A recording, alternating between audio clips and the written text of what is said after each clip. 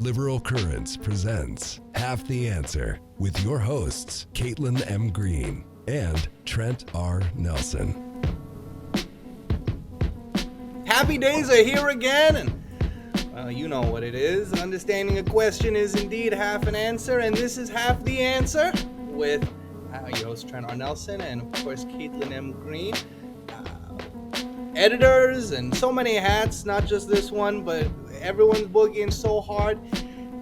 And we've had such a wonderful time talking to an absolute bevy, a barrage of guests across all different fields thus far. It's been really, really special. We appreciate all of them. But today, methinks, we've got a really special guest. Caitlin, who have you brought with you today? You know I never come empty-handed. Today I brought you another treat. That's right. It's Evan Urquhart. Evan is a journalist and founder of Assigned Media, which is a daily news site that's dedicated to publishing factual coverage of trans issues and countering the false and discriminatory narratives that tend to permeate mainstream media coverage. His writing has appeared on The Atlantic, Vanity Fair, Politico, Slate, and many others. He is currently a fellow at the Knight Science Journalism program at MIT. Evan, welcome to the show. Hey, thank you so much for having me. That guy sounds great. Yeah, he's the best. Whoever you just We're described. All fans. Well, now we've got two hats on the show. That's great. I feel really lucky. And is Evan our first journalist that we've had so far? Yes, so. First journalist proper. Everyone sort of puts on that hat sometimes, like that's but the first hat. Yeah, right. Absolutely. Evan, how are you? Oh, I'm great. I mean, just clear skies ahead, both for the trans community and the country in general. Really no worries at all. Doing great. Yeah. No complaints. No. Yeah, it's all going so good. This is like funny, becoming... Evan. I feel a little sarcasm there. Funny story. So in the fellowship, people have been having trouble, getting therapists because we're only here for the academic year. And I was kind of supporting a friend who was explaining this to an administrator. And I said, oh, I mean, I haven't actually had the problem. And she said, you? I would have thought you'd be the first person to need therapy because I'm transgender in America. Right. Yeah. Right. But also you've been transgender in America for a really long time. So 10 years or so. Yep. Yeah. Doing my best. Really good job. So good so far.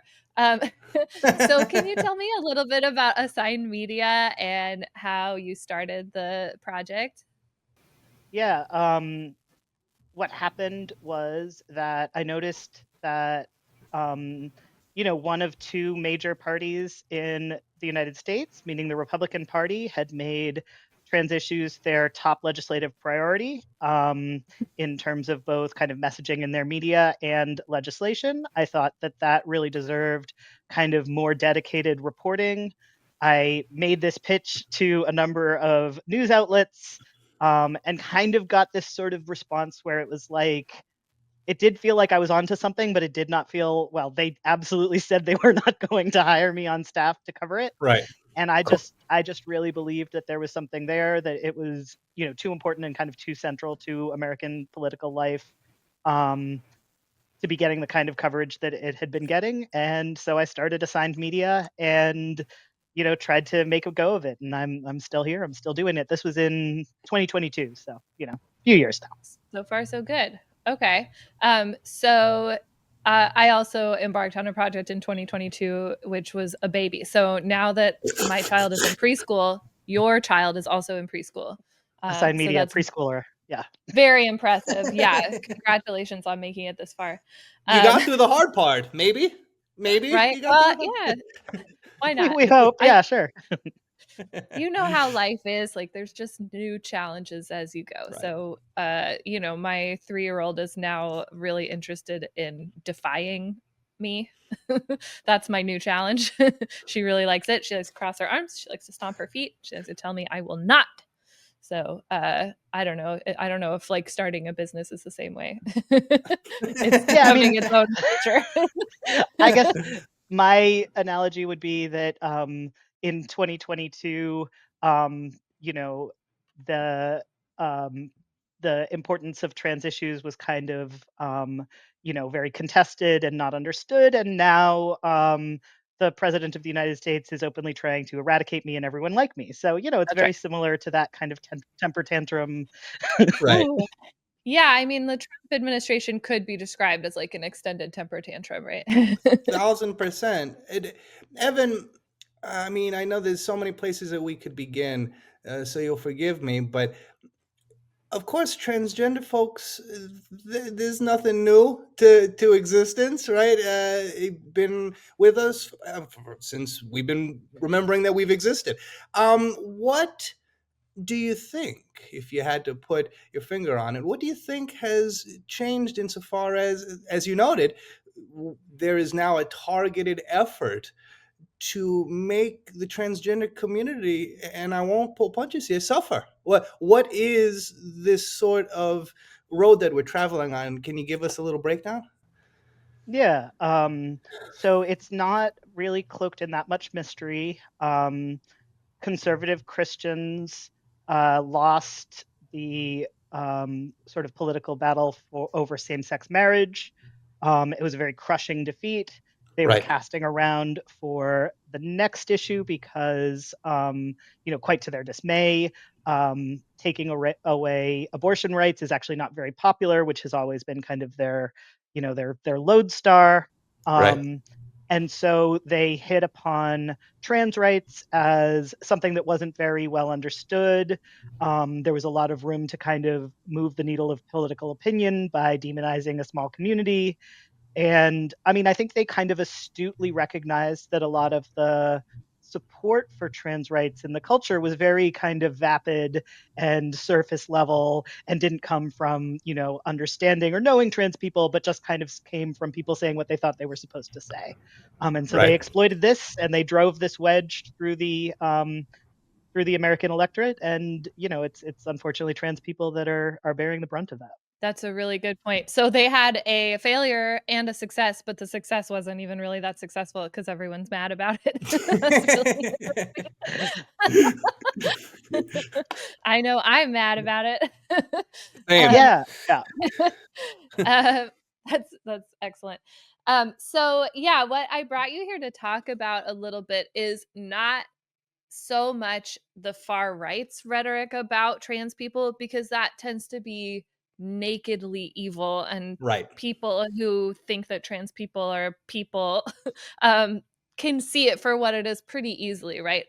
What I'm interested in is some of the more subtle or sneaky ways that people who say that they are sympathetic to the trans community and sympathetic to the success of the Democrats as a party, as an opposition party to the Republicans, still continue to kind of play into the idea that we should not be fighting for trans rights, at least not to the degree that maybe you or I or Trent are interested in, right? Right. um, so I read a bunch of stuff. I suffered for my art as usual. I read Kathy Young. I read Jonathan Chait. I watched Gavin Newsom talk to Charlie Kirk. I did all of these things for you, Evan. Appreciate and, it. That's rough. and the Seriously. reason I did it is because I have one hammer, and that is discourse studies, and I will use that hammer on every nail. And so what I do first and foremost is consume a bunch of text and speech and try to find themes, right? So that's what I want to talk about today, is some of the themes that I found, see if you've seen the same thing, and we'll just kind of react to them as we go. Sound good? Sounds good.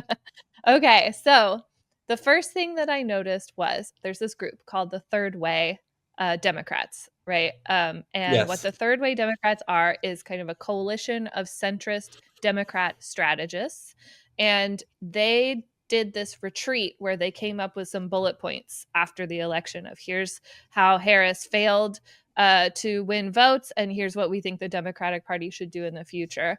And when it came to talking about trans rights and also other kind of social issues, they really focused on this idea that the Democrats sound out of touch and that they're not speaking to real Americans, right? So they said, like, candidates need to get out of elite circles and into real communities. And then the examples are pretty thrilling. The examples of real communities are tailgates, gun shows, local restaurants, churches. Now, I go to local restaurants all the time, love a local restaurant. I can't say I've really attended tailgates, gun shows, or really a church in the last while. Am I out of touch? Uh-oh. I mean, definitely you should go to as many churches as possible Every immediately, I church. think. Yeah, just keep going church to church to church. Don't pick Right. one. I don't know why you would just pick one. That's weird. You need to Yeah. go to a lot of churches to be in touch Right. with real Americans, because that's what they do, I guess. Mhm. Church shopping. Yeah, I did a little bit of research too, and I kind of looked at New York Times Ipsos poll from February 2nd, I think it was released February 2nd, um, saying that Americans think Democrats care too much about abortion, LGBTQ issues, and climate change, and not about enough about the cost of living. There's this kind of Right. consistent finding that that people think Democrats don't care about them and their lives and care too much about um, trans people, LGBTQ issues, Yeah. and some of this other stuff. And I think that it is interesting as a trans person because trans people also don't think Democrats care or know anything about us or our lives. And Yeah. we think they care too much about Liz Cheney and reaching out to never Trumpers, and they're Right. completely disconnected from, the reality of real people's, Hmm. difficult lives. And, I was thinking about that, and I think we are both right that the Yes. Democrats don't care about LGBTQ issues, and they Right. don't care about Liz Cheney necessarily, or never Trumpers. Everyone thinks the Democrats don't care about me, and so what that tells me is that Democrats are struggling to connect to people, Hmm. and to seem authentic and motivated and like fighters, and that they're fighting for people's real life concerns, and Yeah. that to me, if the problem is kind of a lack of perceived authenticity and connecting with voters, you don't throw out more voters and like throw people over more. You have Right. to work on that Yeah. positive side of connecting with people and meeting with them. And I don't think you do that by creating more negativity and more kind of Right. more of a vacuum in that space where everyone already perceives the vacuum. Right. Well, it seems that there is this that the plans for how the Democrats are going to remake the country, they change every 3 to 4 years when they lose, and it would be the same as going into a business or going into an institution, and there's just constantly a new way we're going to do it. We're going left, then we're going right, then we're going straight, then we're going backwards, and you can't get anything done. It's the famous story of the donkey that was left two bowls of food on equal sides of him and just kept going back and forth until he died. Um, Terrible. right, and that is, again, I feel, what is an actual cogent idea that could be taken forward beyond just 2 years, beyond just 3 years or 4 years. Yeah, I think that it's a good point, right? The Democratic leadership kind of is out of touch, right? So that theme isn't totally um, off, off target, but the way in which they say that they're out of touch, you have to be careful about, right? So maybe to answer your question, Trent, one thing is really to listen to maybe those lower level Democrats who are still in contact with their constituency, Right. because they probably know more about what's actually needed than the third way strategists themselves. Um, and they blame, here's another good quote I thought, far left staffers and groups that exert a disproportionate influence on policy and messaging. Um, And so they're like, it's not what real Americans want, right? Real Americans don't want like trans people to get medical care or trans girls to play in sports. It's the staffers and it's the far left groups. So the way in which they feel like the Democratic Party is out of touch is that they listen too much to the far left. Yeah, and I mean, I think that the kernel of truth here is that the American public does not care whether trans girls are in sports or not, and they do not care if I have access to medical care or not. Mm-hmm. It is a very low concern. Again, I was like looking at pollings. You just consistently see, if it is even ranked at all, trans issues is absolutely at the bottom. Right. And so I think this perception that Democrats are spending too much time caring about trans issues, which is completely false. Like, they don't even understand. Was it Seth Moulton who was saying what we need is an honest conversation about trans women in Yes, sports? that's right. And the guy doesn't know the basic facts about trans women in sports. Like, do we want to spend a lot of time talking about the science of athletic athletic ability, and to what extent hormones impact it, and at what point after hormone therapy a trans woman becomes equally has an equal athletic ability to assist women? Like, are we spending a lot of time having that discussion? No, we're just No. saying the right wing talking point is correct and we need to pivot to it. Like, that's not that's not caring about an issue. That's just kind of Right. That's waffling. a really And that's a really good point. In my consumption of this fire hose of nonsense, one thing that I really noticed was when the times when a Democrat would speak on trans athletics, for example, trans athletes, it was because somebody on the far right had explicitly asked them to. So it was like a Fox News host asking Kamala Harris, "Are you going to do transgender surgeries on inmates?" Prisoners. Right? Yeah. Yeah. And then it was Charlie Kirk. Like, it was Gavin Newsom only starts talking about trans girls in sports because Charlie Kirk tells him, if you Democrats want to win, you have to stand up for like common sense, right? And say, this isn't right, this isn't fair. And then Gavin Newsom goes off on a tangent about sports. In Right. neither of those places are facts about those situations brought up at all, right? It's only Kamala Harris, you need to answer for this questionnaire from the ACLU that you answered in 2019, right? Or Charlie Kirk baiting Gavin Newsom into saying like, "Oh yeah, it's not nice to the little girls when a trans girl gets to play too," and and so what could Kamala Harris have said instead? She could have said, "I am absolutely committed to every American having necessary health care, and that Right. even includes trans women in prisons, because I am so devoted to you getting your insulin. I am fairness, so right? devoted to you getting your knee surgery. I'm so devoted to making sure that Americans have access to health care, that even the least among us, these trans people in prisons, deserve that access." Yes. Right. Yeah. What kind of drove me up the wall was when she was asked that on Fox, right? She said like, well, it's about medical necessity and the doctors get to decide about that. But what she didn't say that I thought was pretty crucial is that the Eighth Amendment of the Constitution prohibits cruel and unusual punishment, right? Right. And when you have somebody imprisoned, you are responsible for their body and their health because they cannot pursue their own health on their own, right? They are imprisoned. And so in that case, it is actually a matter of cruel and unusual punishment to deprive somebody of their insulin, of their asthma medication, which is what Absolutely. happened to Ms. Osterk, right? Well, she still isn't, she's having asthma attacks all the time. And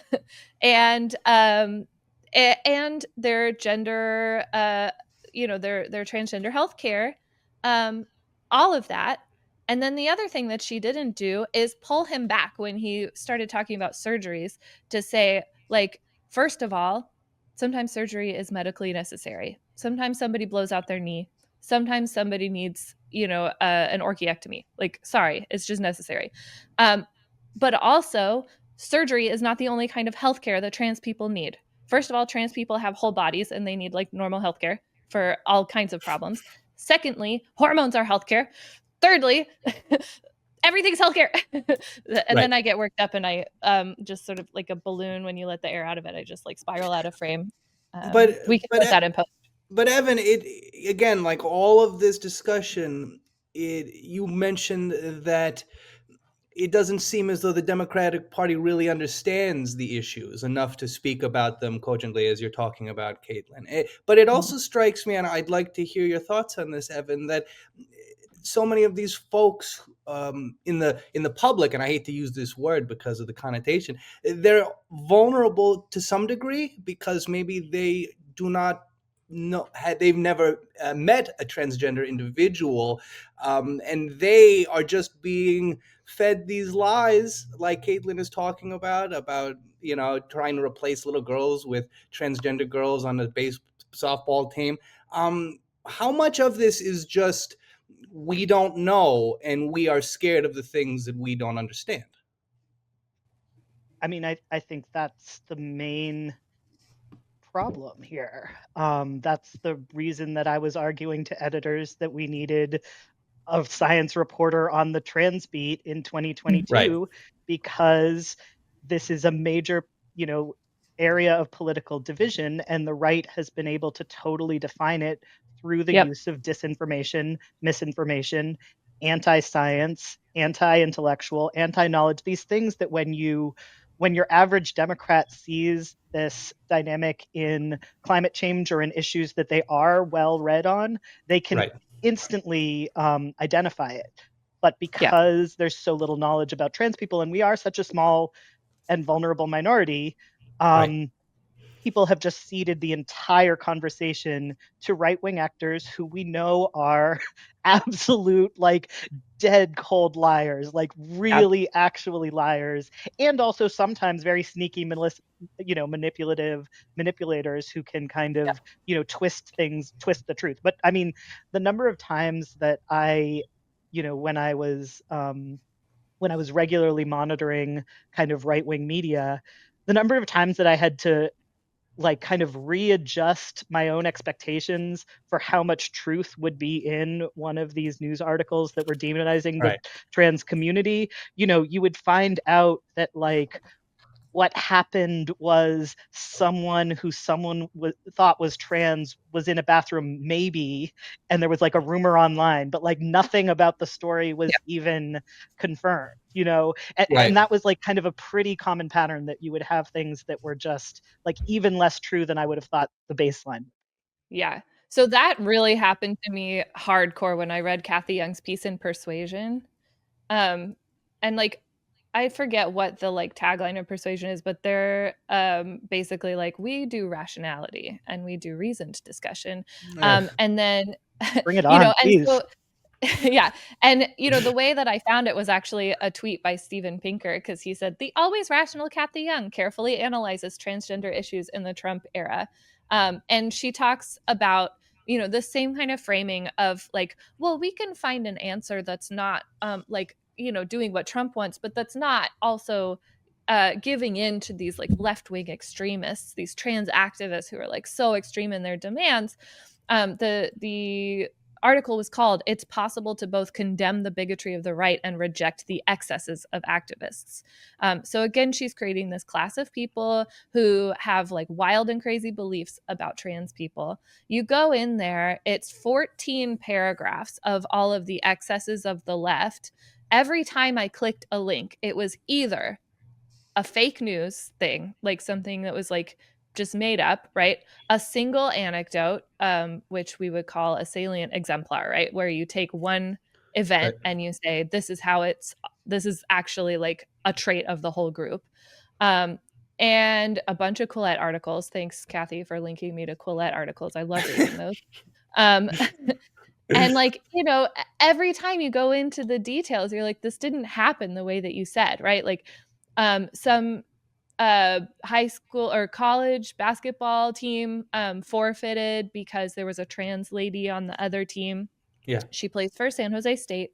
She seems very lovely. And I looked her up and she's ranked like 73rd in the league. Like it's not like she's the third highest ranked person on her own team. She's not even like the scariest player on that team. And we're supposed to take this as evidence that like the left is demanding that you accept this like crazy powerhouse play against your little college girls. And every time I clicked on a link, that's what I got out of her. And I was like, what is the point? Why did I read 14 paragraphs of this? And then 2 paragraphs are like, and to be sure, literally fascist executive orders like trying to legislate trans people out of existence is also bad.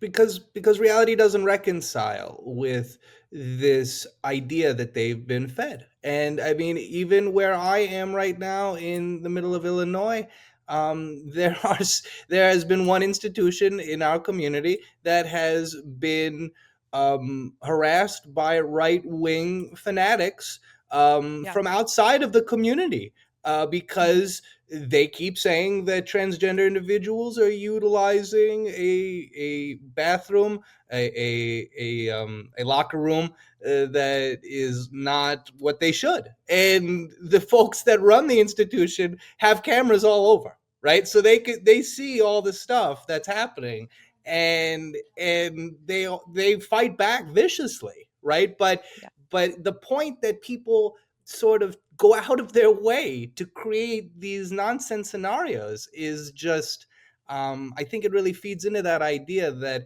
the folks who are writing about this lie, and then it sort of gives the incentive for like the folks who maybe are reading it to lie as well. And now everyone's lying about a group that is literally just trying to like go take a swim just like everyone else, or like go have food or do whatever, and it's so absurd. Oh, yeah. That was the other thing that really drove me up the wall about this article in Persuasion, too, is like almost all of the examples of like trans people doing bad stuff or left wingers advocating too hard for trans people were from like 2019. And like we're still bringing up the Wii Spot incident. We're still bringing up like, these incidents that like they were really confusing when they happened because a lot of people appeared to be saying stuff that they had no proof for. uh, and then like it's been 6 years. It's not like it's gotten any clearer, but it has to go in as an example, right? They have this sort of like portfolio of examples. They don't have a lot of like good examples. I mean, it's like obvious. I mean, it does feel like a mass hysteria or a mania in the public, and I include the mainstream public because Democrats, I believe that they think this is a losing issue for them. It's very dangerous for my community that they do, but like I understand that they believe this. It's what everyone says, it's what everyone thinks. But like find me a voter whose life would be like much better off if trans girls weren't able to play sports. Like you're not gonna find like Riley Gaines, but like I mean, except for Riley Gaines would lose the. Be better? Yeah, no, it would be much worse. Tied for 5th, she'd still be in 5th place. But so you know what I mean? Like, be the same. No, her life would be less good because she gets her life paid would to be go worse. Yeah, exactly. Her life would be worse because she's made her entire career on, on making speeches about this issue. So if she wins, she's actually out of a job. But this is not something that really connects with people as something that they have experienced in their life. It is something that, and again, this polling that we started talking about, they believe that too much is being given to trans people and it's somehow taking away from them because they're looking around and they're saying things look bad. Someone is giving me an explanation for who to be angry at and why things are bad. Why things are bad, it's because Democrats have spent so much time on trans issues. And of course, this is easily disprovable. Kamala Harris did not bring up trans issues at all unless she was asked by a right winger.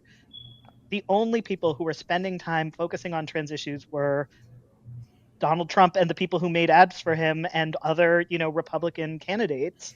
Yeah. But because there's so much talk about trans, people think we need to get rid of trans people so we can actually solve the real problems. And it shouldn't be that hard for Democrats to say the real problem is healthcare. The real problem is wages. The real problem is, working class jobs, or is poverty, or is homelessness, or is drug addiction. Right. And Well, yeah, like yet, anything that we could do to improve the lives of trans people also improves everybody else's life too, right? Right. Because access to healthcare and bodily autonomy, that's something that every person needs. Access to housing, something every person needs. All of those things. Really, it doesn't require doing anything particularly special. It requires stopping doing special discrimination against trans people. So yeah, that's a really, really good point. And also, like trans people are more likely to experience homelessness. They're more likely to be below the poverty line. So pretending that it's some sort of like a luxury lifestyle is like pretty silly. I just wanted to bring up the idea of a moral panic because, like you said, it's like a mania, right?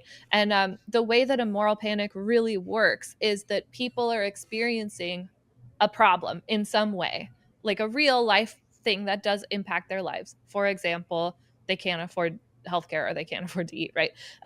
And what they do is find a small group or some kind of issue, and they focus on that as the cause, right? And it's like a misplaced blame, sort of a scapegoating. And it does feel like that characterizes what's happening here, right? I mean, I definitely think that characterizes what's happening here. For all the reasons we've been saying. I mean, I think for me, the interesting question right now is, what do we do about it? Because I think trans rights right now are extremely vulnerable, and I think there are sort of two possibilities. One is really focus on talking about how much like everyone else we are, and how innocent we are, and how we're being persecuted, and how unfair it is that all of this is happening to us. And you can perhaps see from the way that I'm saying this, is that I think this is the bad strategy. I Right. actually think that the only good strategy, the most hope that Yeah. I can see, is from kind of doing the opposite, which is saying we embody basic American values, individual self-determination, bodily autonomy. We are so devoted to these things that we are willing to endure all of this hardship to stand up for our values, for our American values, for our free expression, for our right to be who we are, Right. and try to get out from under this kind of Yeah. persecution victim narrative. Because I think what happens to people who are the victims is everyone says, oh, it's so sad what happened to them, and now let's go forward into a bright future. But in the meantime, all of this has happened to us. So I think that the way I think you fight the moral panic is to hold up examples of trans leadership. Zoe Zephyr is one of the more successful Democratic politicians at the state level. She's getting votes from Republicans left and right in Montana, and she's not doing it by running away from trans issues and agreeing to not use women's bathrooms like certain other trans politicians might be. She's doing the opposite. She's kind of leaning into, I am fighting for what I believe in. And she's connecting with voters who say, well, she's going to fight for me too. And that's what more Democrats need to be doing, is saying, I'm fighting for you. I'm fighting for everyone who, shares my values. I think right now, it's March 2025 as of, or no, it's April. Oh my gosh, you guys. It's April 2025 as we're recording. It's April 2025. And one thing that we are seeing at this moment is the way that when Democrats show some fight, people get excited, right? Right. And the people respond by showing some fight of their own, right? So I think that makes perfect sense. The overarching sort of ethos of the Democrat Party and the left should be "fuck you, make me," right? Like and that is my first swear, I think, on the podcast, but I stand by it. So. But it was a good swear. It was a worthwhile swear. We'll ask Adam if it's okay later. That's funny. Yeah, I think that's good. I think that really does fly in the face of a lot of the advice that we're getting from the Right. sort of like moderate strategists. And, I'll call out a good liberal currents article that came out recently. Because, that's We Are the Liberal Currents other podcast. Um, Hey. We love and liberal currents here, folks. Thank you. Um, and one of the kind of pieces that I really liked that came out recently was about like we gotta kind of cool it on the strategizing. We gotta cool it on chasing the polls, because opinions change. And what people really respond to is authenticity, like we said, Right. and fight. And exactly saying like, I'm fighting for this community that needs me to fight for them because their basic rights are being taken away. I will fight for you because things that you need are being taken away. It's Right. natural, it's logical, right? Right. No, exactly. I think that's the best path. And I mean, I think if Democrats are even a little bit smart, they'll look at the example in the UK of the Labour Party, who did the smart thing that's supposed to help these center left parties. They completely betrayed any Right. idea of trans rights. They completely capitulated, and I think is it 23% approval rating for Keir Starmer? Like they are not doing well. So In the basement. Mhm. it's just not, you know, Right. it would be Right. even harder to be me if it actually was a good strategy. It's very hard Right. to convince them that it's not a good strategy, Well, Yeah. but it, yeah, it but it would be seems even harder. it seems to me that the way that this third way and these other like-minded groups and individuals are actually pushing the Democratic Party, they're actually pushing them towards the validation of what the right wing already suspects, that Yeah. Democrats are weak, that they won't Yep. fight, that Yep. when confronted with something, they'll say, oops, I guess we were wrong, right? And the Republicans, for all of their terrible downsides, they never admit they're wrong. And the Right. American people also do not admit they're wrong very often. And I think that this is something that they see in the Republicans, and they want that fight, like you said, Evan. And labor is a great lesson. Labor is a great lesson because maybe it wasn't the right time in previous administrations, previous opportunities for labor, but people were excited about Keir Starmer. That's Former Trotskyite Keir Starmer, allegedly, right? And now look at him, and it's Well, not yeah, Labor voters feel like they can't even recognize their own party anymore. They're right. so alienated now. It's exactly what they said they were going to avoid, and they did it to themselves, right? So yeah, we should avoid that pitfall. Um, and then the other thing that happens, right, is that you say, okay, here's this hard right party, and then here's us, and we're like them, but we're not as mean as them. And like, who is that exciting to then? Who's like, oh, sweet, you're gonna do like their stuff minus a couple notches. Cool. Right. I mean, I'll tell you right up, like, I'm not voting for a Democrat that cuts trans rights out of their platform. And it's not because I can't see that there might be a greater good for more people, but Mhm. what do I get out of it? Like, if I am Right. going to lose access to my hormone therapy, like, I'm not turning out for that for other people. I'm not here to be a martyr. And the more groups you do that to, I mean, I think that, it is a very concerning and I think worrying trend that Latin voters have kind of been more interested in Trump. But, if Democrats are saying, well, we're going to completely give over any support of immigrants, well, what do they have to vote for? Like, they're What are not going to they come out offering? for, Yeah. yeah, Yeah. No, that's right. And if they're not going to fight for you, I don't really trust that they're going to fight for me either, right? That just Exactly. doesn't make sense to me. um, the uh, the other kind of rhetorical strategy that I see a lot is where people will evoke their parentiness. They'll be like, I have daughters, right? Like, I really care about fairness, and I also am a parent, so I'm going to pull that card right now, and I'm going to say, I have two daughters, and if I don't believe that they could get the healthcare that they need in the future, then I'm not a fan of the politician that's not willing to promise them that, right? Right. Like, I don't know what kind of gender life they're going to be living, right? They are 3 and 5. It could, All kinds of things could happen. I want to make sure that they have the bodily autonomy that they deserve growing up. I want to make sure that they are allowed to participate in the activities that children should get to participate in to have a full and healthy childhood.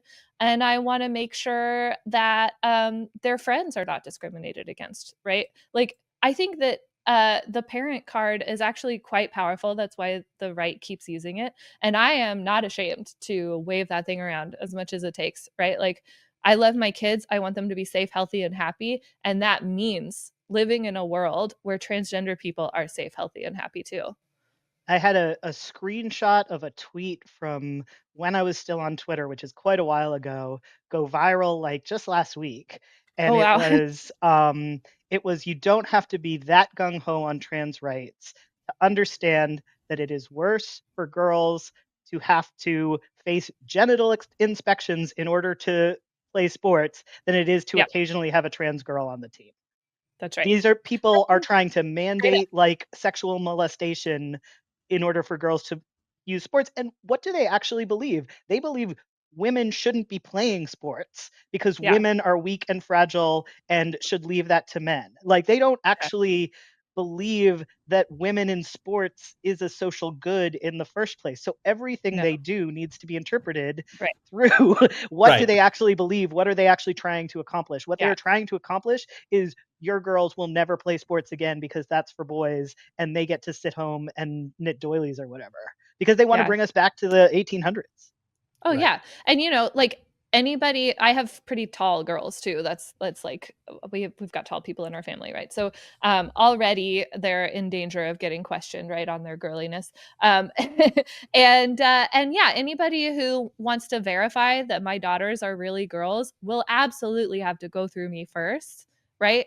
And I fight dirty because I'm not a very good fighter. So you're not gonna like it. Absolutely. Yeah, okay, that's a really, oh god, the general, sorry. We've got a trans high school student in Portland. I live in Oregon, who people just like regularly will start to freak out about every time they remember that she exists. And it just feels like such a nasty harbinger of the future for our girls, right? Like Right. of like this kind of panic. Again, it is a panic, right?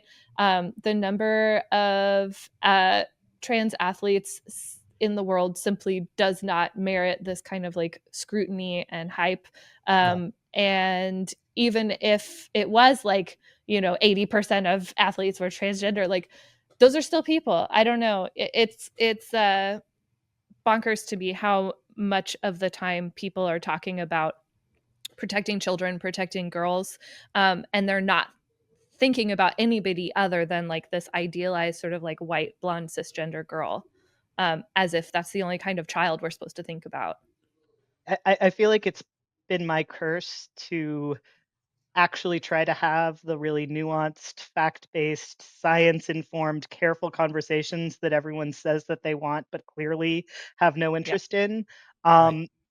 I think that trans women in sports is very complicated and nuanced and Mhm. has widely been treated that way historically that Right. like people went to great lengths to try and say, well, okay, if it's just kids who haven't gone through puberty, maybe we just let everyone play because there's really Yeah. no athletic difference. And then Yeah. when you're getting into, low level kind of intramural high school post puberty thing, like maybe we still let everyone play, but we kind of pay attention to safety and kind of Yeah. what makes sense, and we kind of maybe Right. make some decisions on a case by case basis about when Yeah. and how Right. to like manage a transition. And then when you're getting into more professional levels, that's when we start to have you know testing and medical requirements such Yeah. that the athletic advantage needs to be negated medically before someone can play, and that Yeah. kind of testing gets more intense until you go to the elite level. And if you kind of Right. really look into the science, you kind of end up with what we already had. But like I'm Right. very happy if people want to like actually have that conversation with me and that debate with me, like Right. please bring it on. Let's go into the details. Let's relitigate this coming from a place of science and Mhm. rationality and balancing, the needs of different people. And like, I'm very confident we end up with what we already had, but like, let's not go changing it based on some nonsense and Right. prejudice and Republican talking points. Right. Yeah. One of the points that you just brought up that's, I think, really central to this issue of athletics is it is very much case by case, because the fact of how, what gender you were assigned when you were born, right, does not tell you enough about your athletic ability.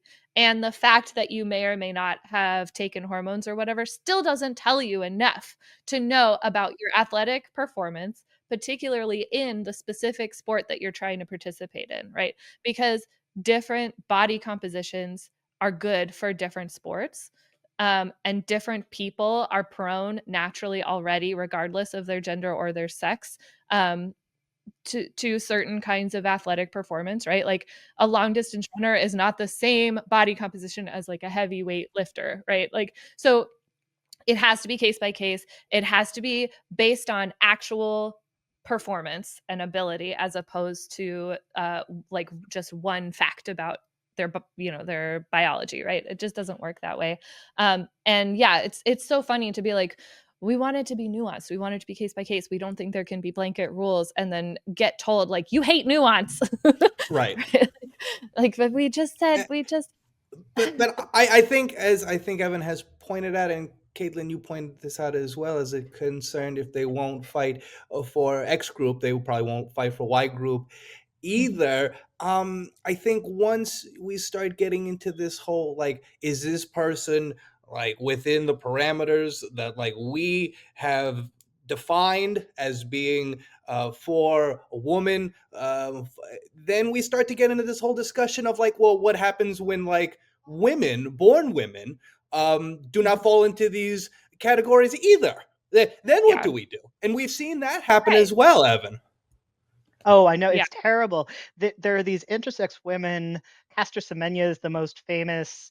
yeah, Many of them are Africans. They grow up in a small village. They've always been a woman. They've lived their entire life that way. And then turns out they have, some kind of an intersex condition that if yeah. they'd maybe been born in the West would have been recognized but was never flagged. And all of a sudden it's like, well, you're not actually a woman. You've been a man this whole time. It's like, what are you talking about? Like, obviously this is a cisgender woman. Um, Yeah, but right. these kind of absurdities She are what came out, the doctor said, "It's a girl." She grew up a girl her whole life. Like, this is a girl. This is if a there was even a cisgender girl. doctor. But yeah, exactly. I mean, and Yeah, and right, right. Yeah, and we just end up with these absurdities where we're trying to define women in a way that includes no trans women, and we end up sort of inevitably um, including, like excluding some women who are cisgender from yeah. that category, because unfortunately biology is very messy. Sex is Mhm. very messy. There are not only two sexes, there are multiple, sort of Now listen overlapping here. categories. And that's just what the basic biology is, the facts. I'm a big believer in science and basic biological facts. And I think that we should reckon with what they actually are and not what weird conservatives keep yelling that they are. We wish they, yeah, right. Like, it simply isn't just two buckets. And I love when people are like, "Well, it's basic biology." Like, ah, like kindergarten level maybe. Like, you get to middle school and you're going to learn that it's more complicated than that. Like, truly, you don't need to get too far into your science education to discover that things are a little bit messy, and that categories are things that human beings have imposed on them to help make sense of them, but not like underlying perfect encapsulations. And then you say that and you get called a science denier. So that's really fun for all of us.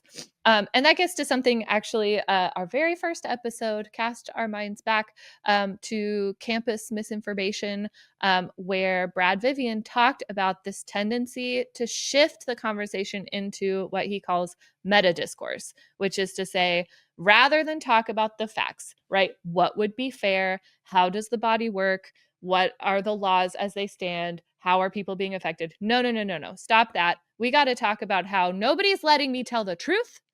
There's a liberal orthodoxy. I'm being silenced. I'm being censored. I'm being canceled.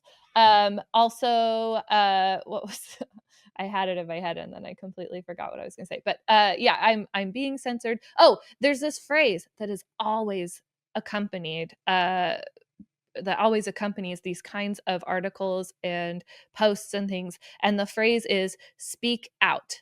The phrase speak out about transgender row, if you're English, that's the one they really like. This person is like Seth Moulton speaks out about how Democrats are mishandling the transgender issue. Like, that kind of phrasing makes us all focus more on the idea that there's like some kind of censorious illiberal leftist group that is stopping us from having the conversation that we desperately need to have. Meanwhile, we've got people like you saying, I'm ready. Let's go into the details. Let's find out what would be fair. Let's find out how it really works. And then because it's sort of like this hyper control of the narrative, the right just gets to say, no, they're not. They're actually stopping us from having the conversation.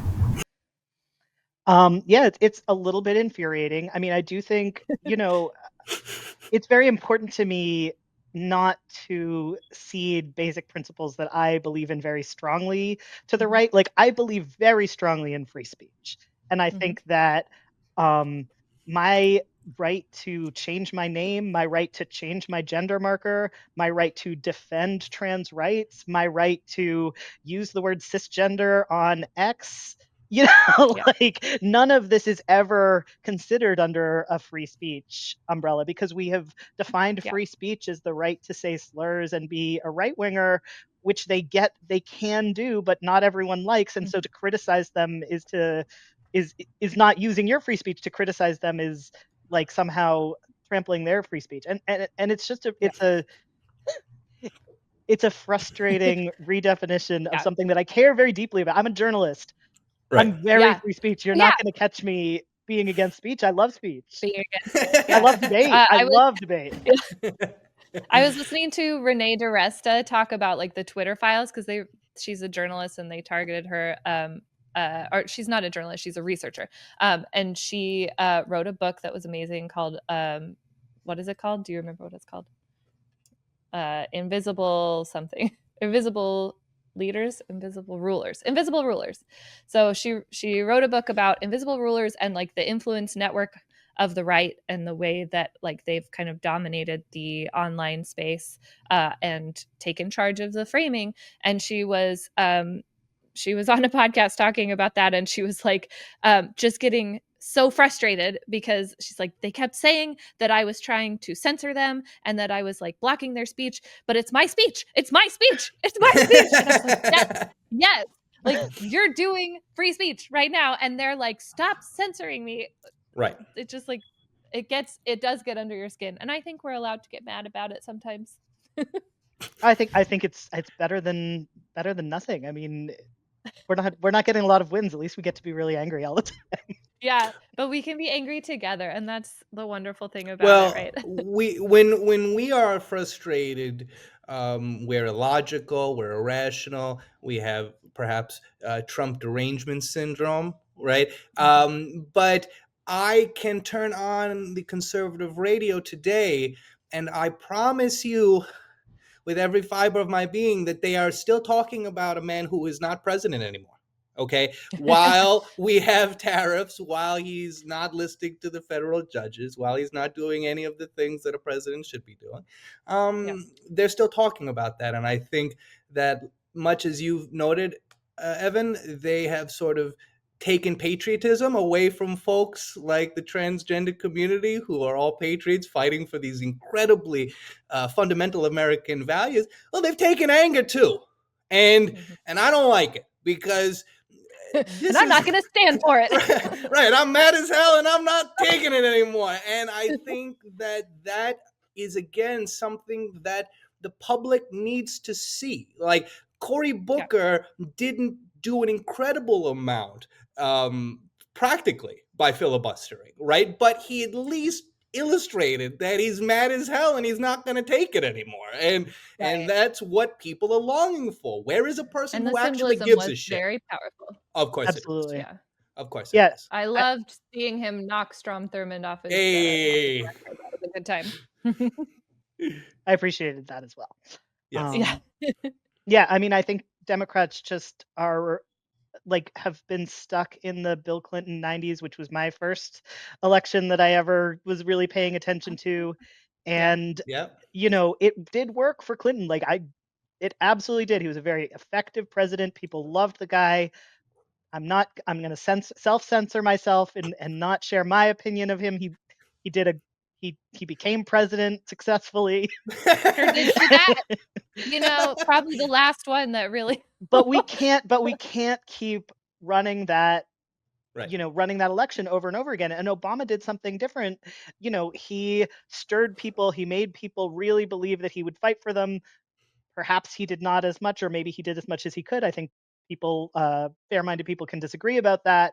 But we keep thinking the Clinton strategy is the only playbook we can run, and we're in a completely different world. And it is really hurting Democrats. For my Yeah. sake, for their sake, I would love them to just understand you need to be a fighter, you need to have values, you need to stand Yeah. up for them, whatever they are. I And wouldn't for know. the love of God, get James Carville out of here. Oh Put my goodness him gracious.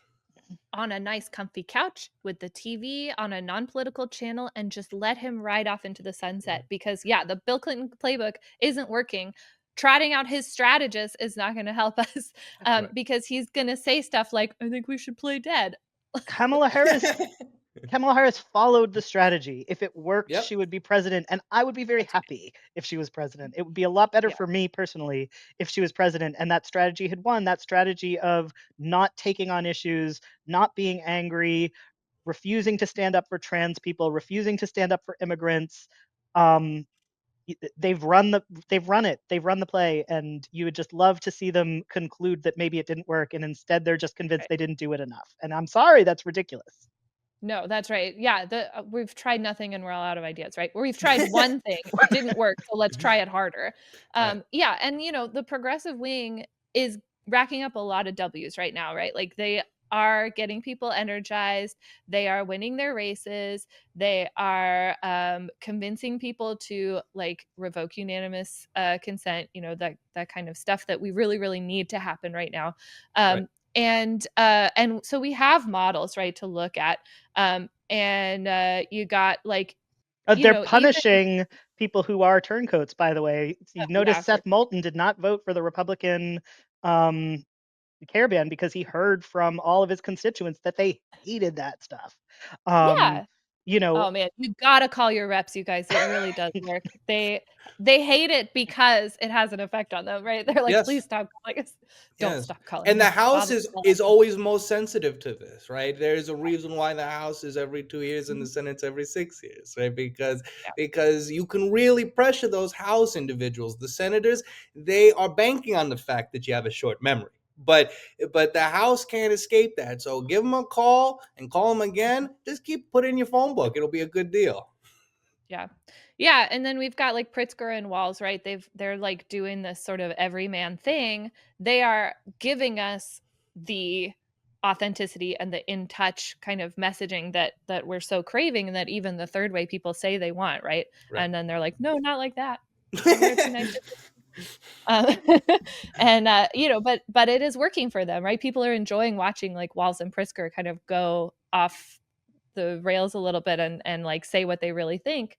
And I think a lot of us reacted with frustration, to say the least, when we heard that Walls' strategy of being like, look at those complete weirdos. They don't know what people are like. They don't even know how to act like people. That strategy, which was connecting with certain voters, got shut down by those same Democratic strategists that are trying to run the Clinton playbook again, Right. right? All right. So before we wrap up, I just wanted to ask you if there's anything you feel like we haven't touched on that we should mention before we go. I mean, we've done, I think, a pretty good job of Hooray. covering, I think, most of the important stuff. I mean, I think I do, you know, just really want to encourage people to think and to um, to actually look at the science, to Yeah. actually like to do what you say you want on these issues. Yeah. Look into it. Right. Right. Yeah. When you see somebody say, this is how it works, and you don't personally have insight into whatever that is already, even if it sounds so logical and so right to you, just take a minute to go, does it really work that way? Right. Is there evidence that I can find myself? If I click the link to this claim, will I find fake news or an old anecdote that's not representative, or just straight up a tweet by a liar? Like sometimes Yeah, I found in these things. what I really should have brought up was the fact that some of the mainstream media outlets have really adopted the some of the right wing kind of frames in ways that I think people are very likely to be misled by. And a lot of that is that the right wing activism, the right wing anti-trans activism is very sophisticated. They create these groups that kind of almost look like neutral, independent, medical organizations such as, the Society for Evidence-Based Gender Medicine. Like, Right. surely that's what we all want. And they're really just activists who are pushing for complete bans on necessary healthcare that is uncontroversial in the medical world, but they are able to convince journalists, who I always try to give the benefit of the doubt to my people. So we're going to say Mhm. naive cisgender journalists who have not thought a lot about this issue You are and so are kind of nice.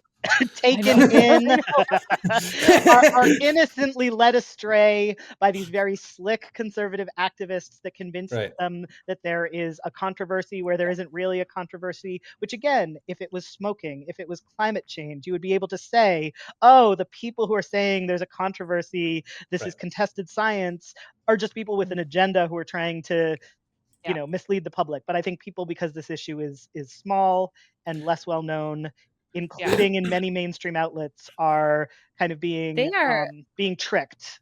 Right. Yeah, and they do name themselves so carefully, right? Because you said SEGM, that's a good one. There's one with like the word pediatricians in it that like ACPs, almost, yeah, it yeah, sounds almost exactly like the American Academy of Pediatrics, but this is the yes, American College of Pediatricians. I think I got that right, but pediatrics Yeah. and I think pediatricians that's might have right. been Yeah, reversed. Yeah, they cosplay as a doctors group, and they are a very small, far right, Right. like yeah, conservative Christian advocacy group. And Right. it is easy to be misled, but the science isn't actually unclear or contested. And like when it is, I swear to you, you'll see it from me first because I'm a science guy, I'm a logic Right. yeah, guy, I'm a reason guy. It just happens that the reasonable yeah. positions are very close to what the extreme activist positions are when you really look at it. Right.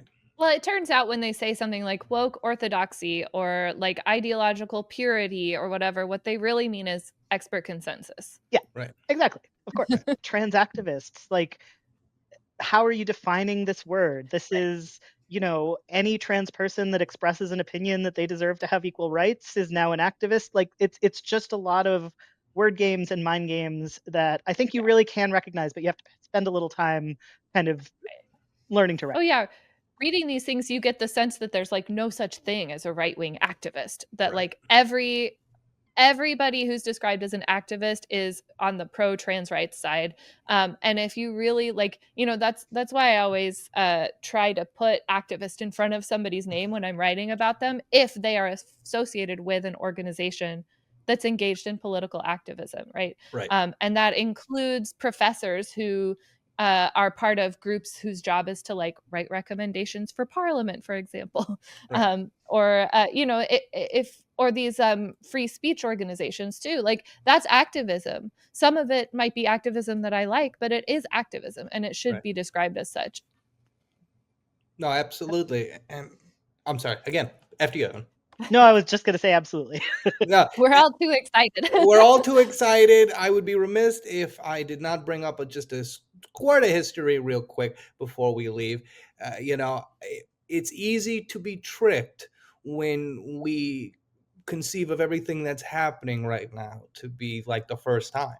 But if we just like look back to a different country, a German nation, some 90 years ago, we might find them burning a whole bunch of books about transgender individuals. And Right. we might learn about Magnus Hirschfeld, and we might learn about all of the other titans of that era who were trying to figure out what reality was. And the Nazis, just as today, they do not like that. They do not like when we bring in more people into our humanity. They want it as exclusive as they possibly can. And so again, this discussion, hopefully for our listeners, it's just a jumping off point to get further into what is really happening. And can I tell the lies from learning the lies of the past?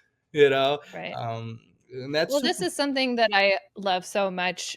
I hate it. This is something I hate so much, which is the reactionary, addiction to keeping the timeline short of trans people were invented in the 90s.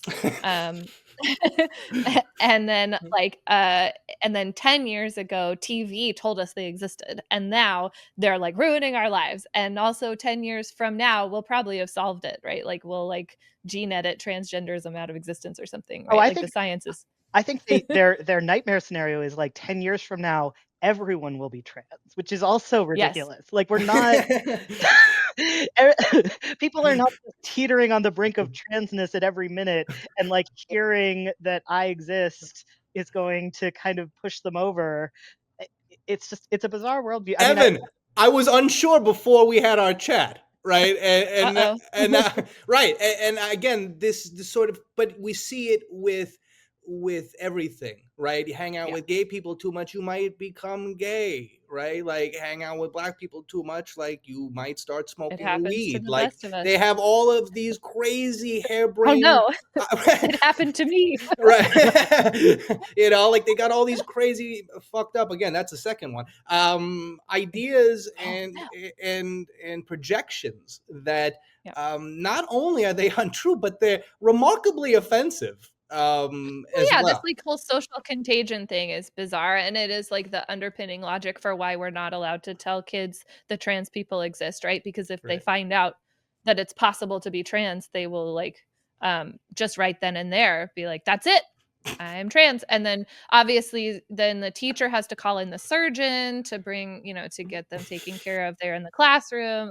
They have to put down the sheets. It's really messy. It's super annoying. It's just it's a whole thing. And we just don't want that. So you can't let them know that trans people exist, or that people might know that they're trans as children, because it's just a whole mess, right? There's a kernel of truth to the fact that you can force people to live small, closeted, difficult lives on the margins, hiding who they really are from everyone, or scraping together existence as a homeless sex worker. It is possible for societies to do that to people. I don't know why you would want to, but I kind of value things like independence and freedom of speech and the ability of all of us to self-determine, right? Yeah. American values that seem to be, perhaps a little out of style, a little old-fashioned. You're very old-fashioned, Evan. It can be a little hard to wrap your mind around the idea that there are people who would rather, a child be beaten down and prevented from living their life in a self-actualized way, or even dead, than trans. And that's because it's not a reasonable position. So you have to, you don't reason your way into that. You have to think about it as, the urge to kind of dominate, control, and own people, which is not something that we think is okay, because we live in a country that values freedom. We sure do. I would like to continue living in a country that values freedom. Mm-hmm. Yes. Well, we live in this country and we value freedom, so that's a start, right? Well, I think that is a great way to end, right? Reaffirming our American patriotism, our devotion to freedom, and logic and reason, of which we are the ultimate guardians, actually. Me especially, yes. Yes, especially Evan. If Evan says it's reasonable, then it's reasonable. All right, cut. Thank you so much for coming on the show, Evan. This was amazing. Thank you, Evan. So happy that we got to talk to you. And thank you guys for listening to Half the Answer, where understanding the question is half the answer. Bye. Bye. Bye.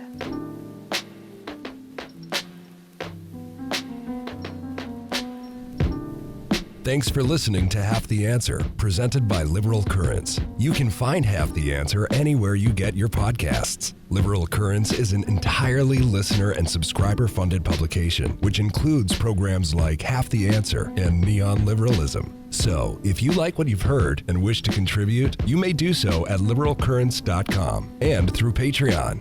And remember, understanding a question is half the answer.